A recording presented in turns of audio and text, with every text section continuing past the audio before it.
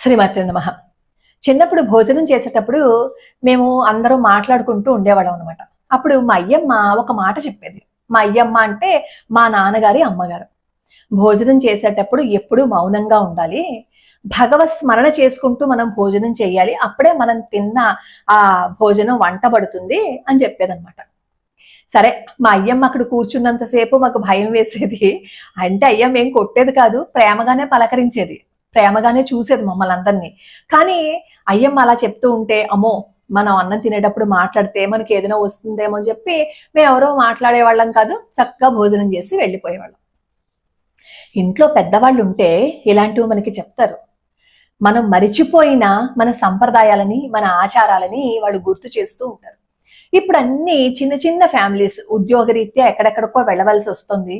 ఒకళ్ళతో ఒకళ్ళు మాట్లాడుకునే సమయము, సందర్భము రెండూ ఉండటం లేదు. కాబట్టి మనకి తెలియాల్సినవి, మనం తెలుసుకోవాల్సినవి తెలుసుకోలేకపోతున్నాం. నాకు చాలా మంది కామెంట్లో అడుగుతూ ఉంటారు, పిల్లల మాట వింటలేదమ్మా, అల్లరి చేస్తున్నారు, సరిగ్గా చదవటం లేదు, బద్ధకము, అలాగే ఇంట్లో ఎప్పుడు మనశ్శాంతి ఉండదు, చికాకులు, గొడవలు, గోళ్ళు ఏదో జరుగుతూనే ఉంటాయి. మేము ఎన్నో పూజలు చేస్తున్నాం కానీ ఇంట్లో పద్ధతి మాత్రం మారటం లేదు, పిల్లలు మాత్రం సరిగ్గా చదువుకోవటం లేదని చెప్పి రాస్తూ ఉంటారు. ఒక చిన్న మార్పు చేసి చూడండి, అద్భుతమే జరుగుతుంది. చిన్నప్పుడు మా అయ్యమ్మ మాకు తరచుగా ఒక కథ చెప్పేదన్నమాట. అదేంటంటే, ఒకసారి ఒక ఇల్లాలింటికి ఒక సద్బ్రాహ్మణుడు వచ్చారు. వచ్చి అమ్మా, నేను ఈ రోజు మీ ఇంట్లో భోజనం చేస్తానని చెప్పి అన్నారట. ఎప్పుడైనా సరే మన ఇంటికి ఎవరైనా వేళ కాని వేళలో వచ్చినా, అసలు ఎప్పుడు వచ్చినా గానీ భోజనం చేశారండి, మంచినీళ్ళు తాగుతారా అండి అని మనం అడగాలి. అది మన సంప్రదాయం, అది మన ఆచారం. అయితే భోజనం చేస్తానమ్మా మీ ఇంట్లో వచ్చి అంటే ఆవిడ అంటారు సరేనండి అని చెప్పి చెప్తారు. ఆయనేమో ముందు గదిలో కూర్చుంటారు, ఈవిడేమో వంట చేస్తున్నారు. ఆ వచ్చిన ఆయన ఎవరో తెలీదు, కానీ భోజనం చేస్తాను అని చెప్పి వచ్చారు కదా, అందుకని చెప్పి భోజనం పెట్టడానికి ఆవిడ అన్ని సిద్ధం చేసుకుంటున్నారు అనమాట. అలా ఇంటికి ఎవరైనా భోజనం పెట్టమని అడిగితే పెట్టకుండా పంపించకూడదు. ఈవిడ వంట చేస్తున్నారు. వంట చేస్తున్నంతసేపు ఈవిడ మనస్సు, అయ్యో ముందు గదిలో కూర్చోపెట్టాను కదా, విలువైన సామాన్లేమో ముందు గదిలో ఉన్నాయి, ఆయన ఎవరో నాకు తెలియదు, భోజనం పెట్టమన్నారు కదా అని చెప్పి నేనేమో ఆయన కూర్చోపెట్టాను, ఇప్పుడు ఏమవుతుందో అని చెప్పి అదే ఆలోచిస్తూ ఆవిడ వంట చేశారు. సరే, వంట చేసేసారు, ఆయనకేమో పెట్టేశారు, ఆయన భోజనం చేసేసారు, వెళ్ళిపోయారు. వెళ్ళిపోయిన కొంచెం సేపటికి ఈవిడ ఏం చేశారు, ఆ ముందు గదిలో విలువైన సామాన్లు ఉన్నాయో లేదో చూసుకుంటే అవి లేవు. అప్పుడు వెంటనే అనుకున్నారు, అదిగో నేను అనుకున్నట్టే అయ్యింది, తెలియని వాళ్ళని పిలిచి నేనేమో భోజనం పెట్టాను, ఇదిగో ఇప్పుడు అవన్నీ ఎత్తుకుపోయారు అని. మర్నాడు ఆ వ్యక్తే వచ్చి, ఆ సద్బ్రాహ్మణుడు వచ్చి, అమ్మా నిన్న నువ్వు వంట చేసేటప్పుడు నా గురించి ఏవైనా పొరపాటుగా అనుకున్నావా అని చెప్పి అడుగుతారనమాట. ఆవిడ సిగ్గుతో తలదించుకుంటుంది. అప్పుడు అంటారు, నువ్వు వంట చేసేటప్పుడు ఆ విలువైన సామాన్లు నేను తీసుకువెళ్ళిపోతానేమో అనే భావనతోటే నువ్వు వంట చేసుంటావమ్మా, ఇంకెప్పుడు అలా చెయ్యొద్దు. మీరు వంట చేసేటప్పుడు భగవంతుడి చింతన చెయ్యండి, భగవన్ నామస్మరణ చెయ్యండి, ఇంకెప్పుడు అలా చేయకండి. ఎప్పుడు ఏ తప్పు చేయని నాకు నిన్న అది తీసుకుని వెళ్ళిపోవాలని ఆలోచన వచ్చింది అంటే, మీరు వంట చేస్తున్నప్పుడు మీ మనసులోని ఆ ఆలోచనలే మీరు చేస్తున్న వంట మీద ప్రభావాన్ని చూపించాయి, అందుకే నేను ఇలాంటి పని చేశానేమో, ఇంకెప్పుడు అలా చేయకండి అమ్మా అంటారు. ఆ వచ్చిన ఆయన సదాచార సంపన్నుడు అనమాట. అప్పుడు మీరు వెంటనే అడుగుతారు, అదేంటి ముందు రోజు వంట చేసేస్తేనే మర్నాడు మనసులో తేడా వచ్చేసిందా అని. సదాచారాన్ని పాటిస్తూ ధర్మాన్ని తప్పకుండా ఉన్న వాళ్ళకి చిన్న తేడా అయినా తెలిసిపోతుంది. ఇప్పుడు మనం ఇలా నడుచుకుంటూ వెళ్తామండి, మనకి కంటికి కనిపించదు, ఈ దారిలో ఏమీ అడ్డులు లేవు అని అనుకుంటాం, మనం హాయిగా నడుచుకుని వెళ్ళిపోతున్నాం అని అనుకుంటాం. కానీ ఇక్కడి నుంచి 4 అడుగులు వేసే లోపే మన చుట్టూ ఎన్ని సూక్ష్మ శరీరాలు ఉంటాయో, ఎన్ని జీవులను మనం తొక్కేస్తున్నామో, ఎన్ని ప్రాణుల్ని మనం నెట్టుకుంటూ వెళ్ళిపోతున్నామో అది మనకి తెలియదు. అది ఎవరికి తెలుస్తుందంటే సాధనలో ఉండే వాళ్ళకి తెలుస్తుంది అనమాట. అలాంటి సాధనాపరుడు ఆ వ్యక్తి. ఇది మా అయ్యమ్మ ఎప్పుడు చెప్పేది మాకు చిన్నప్పుడు. అందుకే భోజనం చేసేటప్పుడు కూడా మనసును ప్రశాంతంగా ఉంచుకోవాలి, వంట చేసేటప్పుడు కూడా భగవన్ నామస్మరణ చెయ్యాలని చెప్పి మా అయ్యమ్మ చెప్పేది. రామకృష్ణుల వారి చరిత్రలో కూడా ఒక కథ వస్తుంది. ప్రతిరోజు రామకృష్ణుల వారికి శారదామాతే భోజనాన్ని చేసి పంపించేవారు. ఒక రోజు ఏమవుతుందంటే, వివేకానంద స్వామి వారిని ఒక స్త్రీమూర్తి అడుగుతుంది, ప్రతిరోజు శారదమ్మ చేసిన వంటే రామకృష్ణుల వారు భుజిస్తున్నారు కదా, ఈ రోజు నేను చేస్తాను నాకు ఒక్క అవకాశం ఇవ్వండి అని. అప్పుడు వివేకానంద స్వామి వారు చెప్తారు, వద్దు వద్దు అలా చెయ్యొద్దు, రామకృష్ణుల వారు అలా చేయరు అంటే అప్పుడు ఈవిడ ఒప్పుకోదు. ఒక్కసారి నాకు అవకాశం ఇవ్వండి, ఒక్కసారి నాకు ఒక్క అవకాశం ఇవ్వండి అని చెప్పి వెంట పడుతుంటే ఒక రోజు ఏమో వివేకానంద స్వామి వారు ఏం చేస్తారంటే, సరే అంతగా అడుగుతున్నారు కదా అని చెప్పి తీసుకురమ్మంటారు. ఈవిడ వంట చేసి తీసుకుని వస్తారు. వివేకానంద స్వామి వారేమో రామకృష్ణుల వారికి ఇస్తే రామకృష్ణుల వారు భుజిస్తారు. మర్నాడు వివేకానంద స్వామి వారిని పిలిచి రామకృష్ణుల వారు అంటారు, నిన్న చేసిన వంట ఎక్కడి నుంచి తీసుకొచ్చావు, ఎవరు చేశారు అని. అంటే మార్పు ఆయనకి తెలిసిపోయిందనమాట. అప్పుడు రామకృష్ణుల వారు వివేకానంద స్వామి వారితో చెప్తారు, ఇంకెప్పుడు ఎవరు చేసిన వంటని తీసుకురావద్దు అని. మనం వాసుదేవానంద సరస్వతి స్వామి వారి చరిత్రలో కూడా అదే చదువుతాం.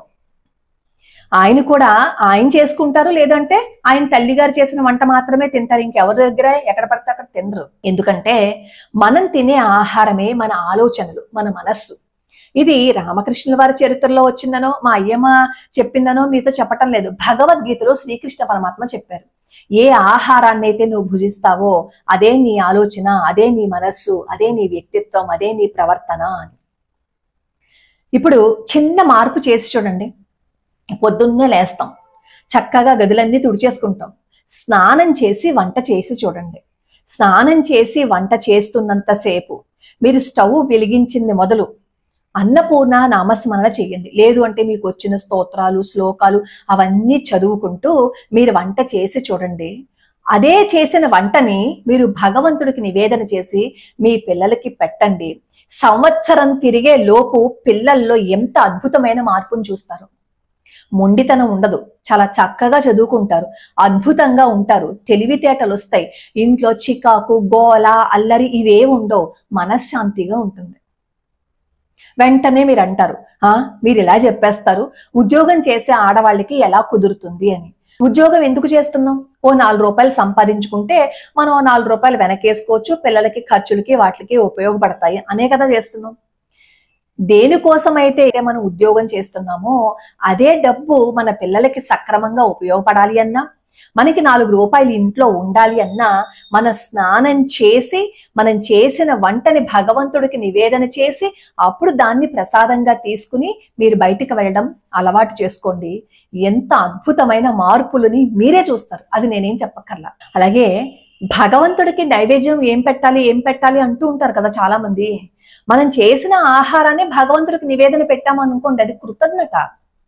మనకి అన్ని ఇచ్చిన భగవంతుడు, ఇన్నిచ్చావు, నేను ఈ రోజు ఒక ముద్ద నేను తింటున్నాను అంటే దానికి కారణం నువ్వే అని కృతజ్ఞతాభావంతో నైవేద్యం సమర్పణ చేసి అది తిని చూడండి ఒకసారి, ఎంత అద్భుతంగా మన జీవితం ఉంటుందో. నిన్న నాకెవరో కామెంట్ పెట్టారు, ఇలా పంచమి కదా, గోరింటాకు పెట్టుకుంటే మంచిది, ముత్తైదులు సౌభాగ్యం కోసము, అలాగే చిన్నపిల్లలు అందరూ పెట్టుకోండి అంటే ఒక ఆవిడ కామెంట్లు ఏం రాశారంటే, ఆ ఖాళీగా కూర్చుని ఇంటి పట్టున ఉన్న వాళ్ళు పెట్టుకుంటారు ఇలాగా అని. ఏ ఖాళీగా కూర్చున్నారు అంత తేలిగ్గా మాట అనేసారు కదా, వాళ్ళు ఏ పనులు చేయట్లేదా ఇంట్లో, వాళ్ళు కష్టపడట్లేదా ఇంట్లో. ఉద్యోగానికి వెళ్ళిన వాళ్ళకి ఒక టెన్షన్ ఉంటుంది, ఇంట్లో ఉండే వాళ్ళకి ఇంకొక టెన్షన్ ఉంటుంది. ఇంట్లో ఎంతసేపు ఉన్న ఆడవాళ్ళు అంటే ఎంత చులకన భావంతో చూస్తారంటే, మీరు ఇంట్లో ఉంటారు కదా, మీరు ఖాళీనే కదా అని తీసి పడేస్తారు. ఎవరికి తగ్గ పనులు వాళ్ళకు ఉంటాయి, అంత ఈజీగా తీసి పడేయకూడదు కదా. ఇంకా చెప్పాలి అంటే ఉద్యోగం చేసుకున్న ఆడవాళ్ళకి ఒక రోజు సెలవు పెట్టైనా ఇంట్లో ఉండి పోనీ ఆ రోజు ఏదైనా గడిపే అవకాశం ఉంటుందేమో, కానీ ఇంట్లో అత్తమామలకి అందరికీ పనులు చేసి పెట్టే స్త్రీమూర్తికి ఏ రోజు సెలవు ఉండదు.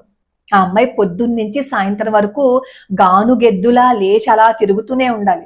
పైగా ఉద్యోగం చేయకపోతే ఇంట్లో ఆడవాళ్ళు ఉన్నారనుకోండి, ఇంకా అన్ని పనులు ఇస్త్రీ దగ్గర నుంచి మొత్తం అన్ని పనులు ఆ అమ్మాయే చెయ్యాలి.